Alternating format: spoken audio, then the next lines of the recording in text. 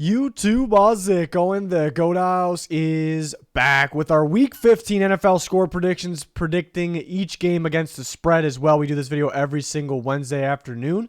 We got you guys covered for NFL content. We have weekly picks already up for the week. We have power rankings, some off-season content starting to roll out as well. So join us, head over to the channel, check it out. We much appreciate it. Follow us on Twitter. It's on your screen. Link pinned in the comment section for that. Very important to follow that. Live news, rumors, and updates.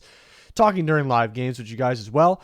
We have a couple sponsors this season. GLD Shop, Liquid IV, code GOAT on both those sites. I'm rocking the Buffalo Bills helmet chain from the GLD Shop. They got some pretty cool stuff. All NFL teams. They have some player jersey pendants as well.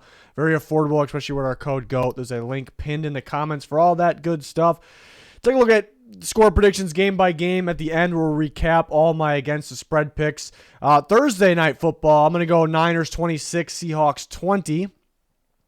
Keeping an eye out on Brock Purdy if he plays or not. He was listed as questionable going into Thursday night. I'd imagine he plays. He looked fine at the end of the last game. Maybe just being careful with him during the week. It is a short week, so that's why it's a little tough. Maybe the 49ers, they believe they can win with, another quarterback in there against the Seattle Seahawks, because the team's just playing so well. I'd imagine Purdy plays. So that's what the score prediction's going off of here. Maybe they take it easy with Purdy. Don't, put him in tough situations there, or have him run, or maybe they're just trying to focus on the ground game. Panthers ran all over the Seahawks. Looks like a lot of teams are doing it. So 49ers probably will go that route, obviously. So a lot of running clock. Defense should play very, very well. They've been holding teams to very little points. And the Seahawks maybe have a little tougher offense than some other recent teams they've played, but the Niners defense still will do a solid job. You got Seattle at home Thursday night, so that kind of gives them maybe a little fire as well. But I got the Niners. I got the Niners covering that 3 spread as well. Next game, Saturday game. Vikings are favored by 4. I have them winning by 7. It's a tricky one because the Vikings defense is so bad right now, but the Colts offense is very bad. The Vikings are decent actually stopping the run compared to the pass defense. So, if the Vikings defense was weaker more so with the run defense, then I think it would be a closer game because Jonathan Taylor could really get going. Matt Ryan could play an all right game, so don't expect them to do enough. Colts got a decent defense. Vikings offense has been very, very solid unless they turn the ball over. So that last game with the weird call in the red zone there on the goal line, I should say. But the Vikings take care of business here at home, 27-20, so they cover the spread as well. Next Saturday game is Ravens-Browns, a tricky one to pick. Sounds like Tyler Huntley will play. I got the Browns pulling this one off. I was surprised they're favored by 3. I'm going to have them winning by 2, but I thought it'd be close to even. Maybe it'll change now that Huntley's playing. Maybe Vegas already had that idea, perhaps. Yesterday, it kind of sounded like he would play, and now it really definitely sounds like he'll play. But, it's a game that can go either way. Saturday afternoon game in Cleveland. They have that home field advantage.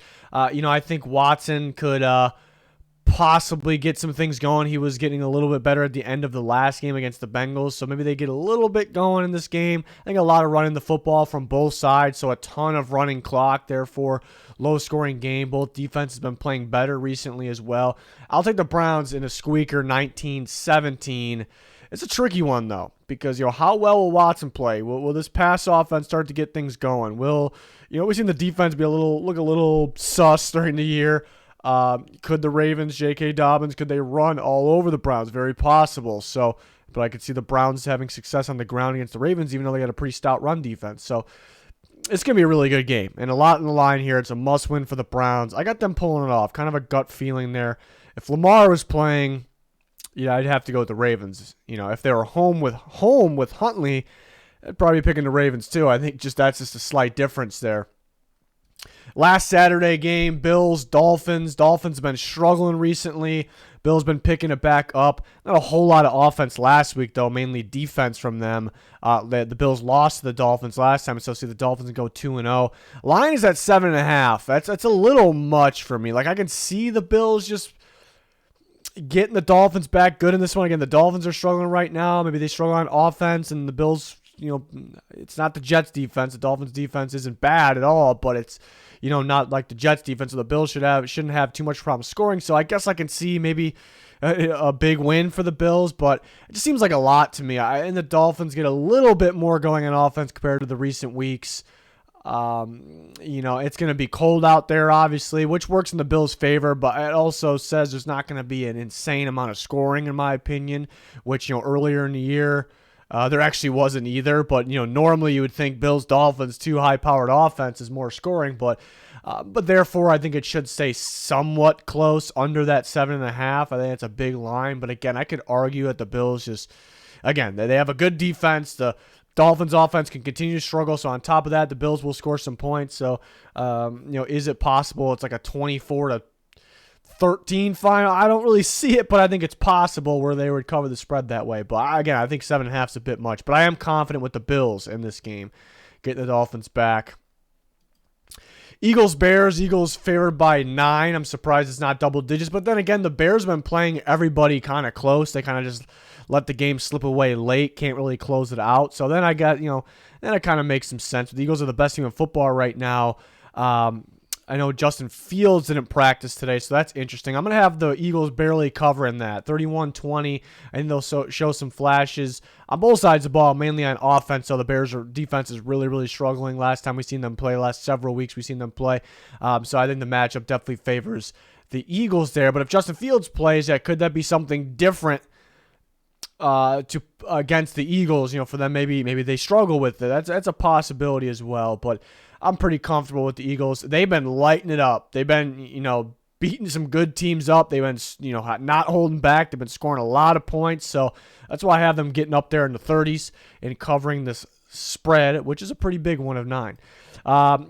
Falcons underdogs by 4. Saints favored by 4. Yeah, it's a tough one, too, because Ritter's playing. We don't really know. Is it going to be one of those situations where there's no film on Ritter and they're going to tweak the offense a little bit? So there's really no film on that offense. So the Saints defense really doesn't know what to expect. We've seen that a lot from, you know, not these teams, but other teams as well. Or is it going to be a situation where Ritter, you know, he's a third-round rookie for a reason, could struggle early on?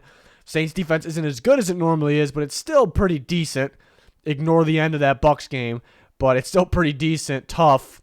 You know, so could they just cause all kinds of problem for a third-round rookie, Ritter, who doesn't have... They got some sneaky good weapons there, but not the craziest of weapons. So could see it either way, honestly. So that's why it's a tricky one. You know, I could see a scenario where Ritter's is really struggling. Maybe the Saints score on defense. Maybe they set their offense up to score some good amount of points there. So there's a scenario where I see the Saints winning big. But I think it stays close. I don't trust the Saints offense enough for this to get out of hand. I'm going to trust them enough for them to squeak by and win this game. I think we're going to see a mixture of what I mentioned. You know, moments where it's like some good Ritter. Yeah, maybe the Saints don't expect, you know, there's a certain play or play style that they didn't recognize. But then there's going to be an adjustment period where it's like, all right, this is a third-round rookie. Saints can make some big-time plays, put them in some awkward situations. Again, make some big-time plays. So I think the Saints do just enough. It is a tricky one, though. It's definitely a tricky one. But 20-19, a squeaker win for the Saints. They're favored by 4.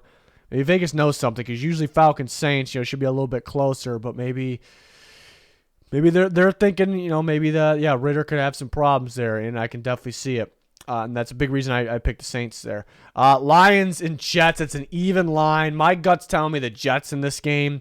Really deciding factor for me is the Jets being at home. If the Lions were at home, I'd probably pick the Lions. You know, so that's really a difference in this one when it's so close, and Vegas agrees with the even line that it's that close. But I do like the Jets defense a lot. They've been playing some really good football. You know, Lions been putting up some good points. A little bit different than playing. The Vikings have been one of the worst, maybe the worst defensive football recently, even though they're a good team. So a little bit different there.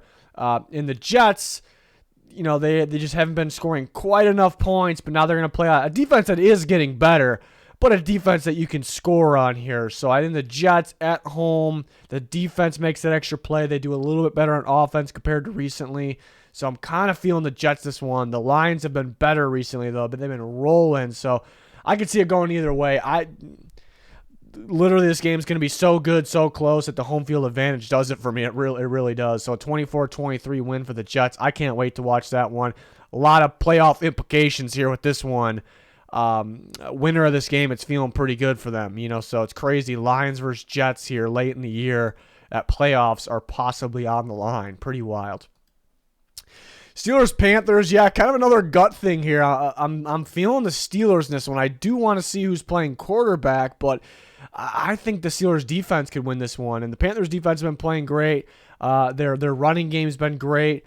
That's why this one's tricky too, because the Steelers' run defense, which one's going to show up? You know, last year, awful. Earlier this year, pretty terrible.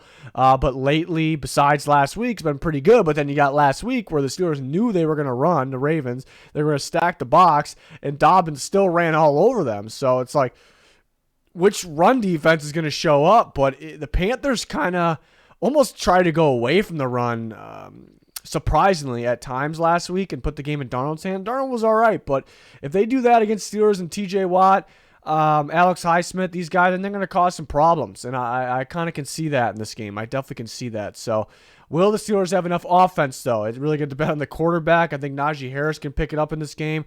It's going to be a lot of running the football. It's going to be a lot of running clock. It's going to be low scoring. I just got a feeling the Steelers' defense makes plays against Sam Darnold. The Panthers are going to have to run the ball even more than they think, I think. So Panthers are favored by 2.5. A lot of people picking the Panthers in this one, maybe not trusting the quarterback, the Steelers, whoever that may be. It even could be Mason Rudolph. I was just a gut feeling here. I think the defense of Steelers wins this game. That's kind of my feeling there. And my gut was with the Panthers last week, and that worked out. But this one's even more difficult. I was more confident with the Panthers being the Seahawks last week than either team in this game. So I don't know if that tells you anything here. Cowboys and Jags, it's only a 4 line, so probably a little bit of a trap game. The Cowboys struggled a little bit with the Texans last week. The Jaguars have been playing pretty good football. They beat up the Titans last week. They did lose the Lions the week before, but they beat the Ravens the week before that. So they've been playing some pretty good football. But I like the Cowboys in this one. Their defense makes some plays. You know, Trevor Lawrence has been playing some pretty good football. ETN could have a solid game, but the Cowboys defense will make that extra play. And I think their offense will as well. I think they'll do enough offensively. So I'm feeling them 27-20 in this one, covering that 4 spread. Chiefs and Texans, it's a 14-point spread, and I have them winning by 15. So 1 point cover there. That's tough. 14's a lot. Wouldn't touch it. But I do think the Chiefs cover. Dameon Pierce a little shaken up at the end of the last game. There's still quarterback issues with the Texans.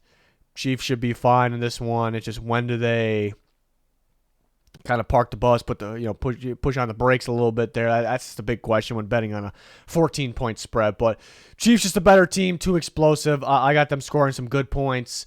Texans got some things going against the Cowboys offense last week. Defense, and the Cowboys defense much better than the Chiefs. So, maybe they get some things going. I'm going to trust the Chiefs, though. Both sides of the ball here, taking care of business. Cardinals and Broncos is another tricky one. Broncos favored by 3, a big reason for that. Well, them being home. Well, the Cardinals are actually better away than home. But the Cardinals are really, really beat up, really injured right now. Not even just Kyler Murray, the offensive line, the corners, defensive linemen, Zach Allen, guys are beat up everywhere. Still waiting to see what corners could play, which will not. Russ was concussed at the end of last week too, so I guess something to look at. But I know a lot of people picking the Broncos this week. I guess they're favored by 3 for a reason. I'm feeling the Cardinals though. That was the first time the Broncos offense looked decent this year, was last week, and I don't know what happened. The Chiefs got up 27-0 and kind of felt like they won, and Mahomes made some mistakes, some uncharacteristic mistakes there. And there was some crazy interceptions. So, and the Cardinals defense, I know they're missing some guys, so I guess we'll have to see how many guys they're missing, looking at those corners mainly, but they play decent defense at times, for the most part this year. So I don't expect the Broncos to go too crazy offensively. I don't expect the Cardinals to go too crazy offensively. It looks like Randy Gregory could be back, so that could be a deciding factor. The Broncos pass rush really could get after McCoy, which was a problem against the Patriots on Monday Night Football. I just expect really, really low scoring game, and in these games, the Broncos just have not been pulling off. So, and the Cardinals are better away too. So I think a guy like DeAndre Hopkins, James Conner, these guys make that extra play, but it could be a guy like Randy Gregory or somebody, in that Broncos defense that makes that extra play as well. So I'm just going to trust the Cardinals a little bit more. I also said at one point this year I'm never picking the Broncos again, so it's pretty tough to pick them right now because there's a reason that happened. You know, I'm not just saying that. There's a reason they have not been able to pull out these games. Cardinals are kind of in the same boat. I don't think quite as bad as the Broncos, but they're very, very beat up right now, so that's why it's super tricky. So Cardinals are actually underdogs by 3. I have them winning by 3. It's a tough one. There's a lot of tough ones this week between teams that aren't that great, you know. Patriots and Raiders, another extremely tough one. It's an even line for a reason. I'm feeling the Patriots in this one. It's tough because we're kind of keeping an eye on Ramondre Stevenson and Damian Harris, the two very solid backs of the Patriots. Harris didn't play last week, but Stevenson got knocked out, their best back, and they were fine with the rookies. A couple rookies in there, they were fine. I think going into next game, I think it's a big difference. If you need Stevenson or Harris or both, but you need one of them, in my opinion. I think the other guys will be fine. Whether it's Harris or Strong Jr., I think they'll be fine. I just think they're a lot better off. I think everyone could agree with that, even though it didn't really look like it on Monday night. It looked like kind of the same with or without. But I would like to see them, for me picking the Patriots, I would like to see them play. But I'm feeling the Patriots just because of matchup. You know, Raiders, they started to put together a little bit of a win streak. They even had, and was it the most impressive teams they were playing? Not really, but the Seahawks game was because they scored a lot of points. But the Seahawks defense really, really struggles and really struggling lately, even though they're a solid team. So maybe that's just a matchup issue. It's different against the Patriots. They play really good defense. They get a really good pass rush. You have a solid blitz as well. And the Patriots, you know, when they had a little bit of a losing streak, you know, they played Vikings crazy offensive team, obviously, and they play a Bills team that plays really, really good defense. I think maybe the Patriots struggle with the really good defensive teams or an offense that's going to straight up score more than they possibly can handle. I don't think the Raiders, and I think that's the Raiders' problem this year. I don't think they're either of those teams. Like they got some big time playmakers on both sides of the ball, but they're neither a great offense or good defense. So I think the matchup almost favors the Patriots there, but going to keep an eye on the running backs of the Patriots, and it sounds like Darren Waller could be back. He hasn't really been that much of a factor when we saw him this year, but just kind of getting thrown in at this point of the year. Maybe it's a tough game plan for the Patriots perhaps, so we'll see. Renfro could be back as well. So maybe the Raiders are just getting better. So that's a reason to pick the Raiders. This is one I could switch my pick on, but the matchup is just telling me Patriots. And they'll play solid defense, and the Raiders don't have that great of an defense where the Patriots won't be able to score much. But Max Crosby could definitely be a problem for that offensive line and Mac Jones there. So this should be a really close game, a toss-up, 2 even lines this week. Lions, Jets, and then Patriots, Raiders. Titans and Chargers, I'm going upset on this one. I'm feeling the Titans should get a little healthier this week. They've been pretty beat up. I know the Chargers have been beat up as well, but I don't want to overthink this one. I know the Chargers are favored. A lot of people are picking them. They're kind of getting hyped on them after last week, and the Titans have been allowing a lot of passing yards, and Herbert and those receivers could do that, but I think Derrick Henry is just a massive problem for the Chargers in this game. The Chargers' run defense is bad. It's very bad. Derrick Henry in this run game gets going, and it's going to be a really big problem tackling Derrick Henry, and I think the Titans dominate the clock, and they'll roll a ton of clock and give Herbert less chances to make those big plays through the air, and he'll still make them, but less chances to make those plays through the air. The Titans' defense overall is solid, too. They should get some guys back. So I'm feeling the Titans this one, get out of that funk that they're in, 3-game losing streak. So 23-21, Titans, even though they're the underdogs. But they've been struggling, but I just really think it's pretty straightforward. Like, not straightforward in terms of the Titans are going to win, guaranteed. I mean, just pretty straightforward. You look at the Titans, they got maybe the best in football in Derrick Henry, a tough guy to tackle, and you got a run defense that is pretty damn weak, you know. And I think that's a big reason why the Chargers beat the Dolphins, because the Dolphins didn't want to and couldn't run the ball. The Titans will be able to run the ball, and the Titans are usually a team that they don't try to get cute. They kind of just stick to the game plan. So, I like Titans bouncing back here in this one. Honestly, surprised Vegas doesn't see that. I don't know, with the 3 line. I guess it's not that shocking. But Bengals and Bucks. The Bengals actually could have their receivers. I thought there was a little bit of a scare that Higgins, especially dealing with a hamstring, could be out, but they could have him and Boyd. So that's great. And the Bucks could be without some guys still, obviously, Vita Vea, some defensive linemen. But Yeah, the Bucs offense has been struggling. We know that. And the Bengals defense coming off a pretty damn good outing there. So I just don't think the Bucs can score enough points in this one. I think they'll blitz Burrow a bit. The Bucs, that is. So maybe they could kind of slow the Bengals. It could be similar to last week, Bengals-Browns game somewhat, where it's like the Bengals offense wasn't too explosive. They weren't super active. They executed it in the right times. Their defense played very well. And it was kind of a mixture of that to win the game. I think it kind of can be similar. Bucs are kind of in win now, like they are must win now mode. Like they have to win, it feels like. So I guess you kind of can see like Brady clutching up in those situations, but the matchup and just the talent does not say that, though. So I'm going to go with the Bengals 23-17, covering that 3.5. And we got Giants-Commanders. They tied 20-20 last time. Feeling pretty good about the Commanders this time, 24-17. It's at home. It's prime time, and they'll play better defensively, which they played fine defensively last time. The Giants were set up with a turnover. They got a turnover. They were set up pretty good field position last time. Maybe that happens again. But I also think I know the Commanders threw the ball a ton against the Giants last time. They ran the ball a lot too, but they threw the ball way more. Like the ratio was a little off, and maybe they knew they played it. Hey, we're winning this game. We play these guys in 2 weeks. What's going to be much more of a must-win, and you can run the football on the Giants. So I'm thinking the Commanders run the football more than Heineke throws it, perhaps in this one, and I think they'll have success doing that. So I think they'll win the turnover battle as well. So I'm going to go Commanders win this game by 7. I was kind of on the back and forth at 6 or 7. So around that range could be, I just had a 23-17. I was going to say it could be 23-17. My last one was that too. So I kind of back and forth with that. But I got them covering at 4.5, which is a tough bet because last time it was a tie. I'm confident with the Commanders Sunday night at home. Could be a good game, though. And then Monday night, other than that 7 line was a bit much. I could see the Rams winning this game. The matchup, in a way, there's 2 different type of matchups here. The matchup kind of just in general on the football field, both of these, what I'm saying is on the football field, but almost says Rams because the Packers have struggled on offense this year. They don't have Devontae Adams anymore. That's been a big factor. The offensive line isn't the same. Rodgers doesn't really feel the same, probably because those other things are a factor as well. The Rams play good defense. The Rams play pretty good defense. Ramsey, when he's been a little shaky this year, it's been against an elite receiver. The Packers don't have that, and that secondary will lock things down. And, the Packers been good running the football, but the Rams stopped the run pretty well as well. And you look at the Packers defense, it's beat up. You can move the ball on them a little bit. Nothing crazy, but you can move the ball. Baker, hot apparently after that last game.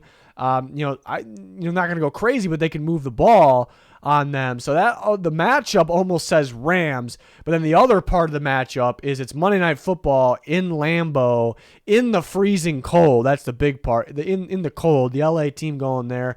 And usually in that situation, in the freezing cold, the run game ends up being even more of a factor. And you got the Packers run game. Aaron Jones and A.J. Dillon. And you got the Rams run game, which is, it might not even be Cam Akers because I felt like they played him less after he fumbled less and they pulled him, but they got some other guys. They got some guys that can run, don't get me wrong, but a little bit of a difference. And then Rodgers, who has experience in the freezing cold at Lambeau, throwing as well. So that kind of made me side towards the Packers, even though there's a big part of the matchup I explained that actually says Rams. And Vegas having the line at 7's that was a little surprising, but usually they know their stuff there, so that kind of scared me off the Rams as well. But I do think it's got to be closer than 7. That's surprising it's that much to me. But I'm going to go 20-17, cold, defensive battle, a lot of running the football. Hopefully Aaron Jones is 100% because he gets a little minor injury and also the Packers really stop giving him the ball. I'd like to see him get the ball. I think against a run defense like the Rams, I think just getting Jones the ball and let him go to work in space on the outside, even the pass game, just dump it off to him. I think that is where they can win this game. Like if it's a close game, I think that Aaron Jones and his play style, I think that's exactly where the Packers win this game. It's a must-win. It's a must-win for both teams to stay alive, really, but so Packers 20-17. That could be a trap game for the Packers. Definitely could be a trap game. So recapping everything for Week 15, I got the Niners covering that 3. I had them winning by 6. The Vikings covering that 4. But the Vikings always keep things really close, though. But 4 is pretty close. Ravens +3, they could win the game. I don't have them winning the game, but +3 with them, they have the opportunity to win that game and getting the 3 points. I went with them. Dolphins 7.5. That just seems like a lot to me. 9 for the Eagles. It's a lot, but I also could see them favored by double digits. Falcons by 4. I probably wouldn't touch that one because I really don't know what to expect. I kind of explained it when we were on that game.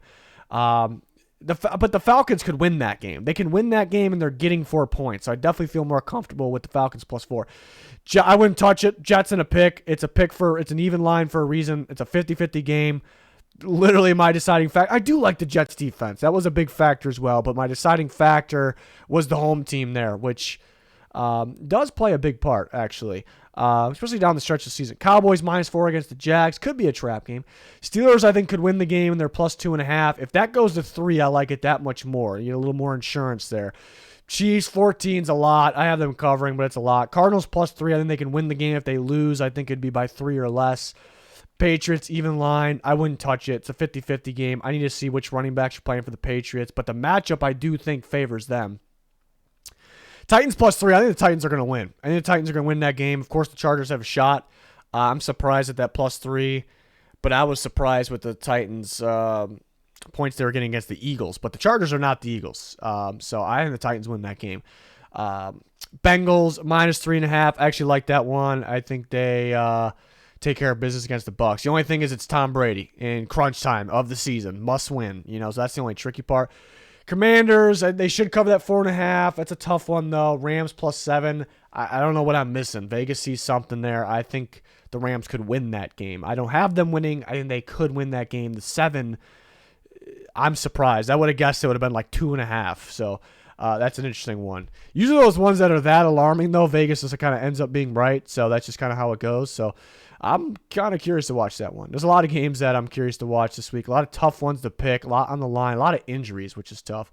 That's going to wrap it up for our Week 15 score predictions. We have straight-up picks with the other guys that go out. So if you want a different perspective on things, check that out. We have that every Tuesday night. We have power rankings. We have mock drafts. We have a off-season quarterback, free agent quarterback video up there. We got you covered, as you can tell. So join us. Like, subscribe, turn notifications on. Follow us on Twitter. Links pinned in the comments. Anything you're looking for there. It's going to do it, though. Thanks for watching. Goodbye.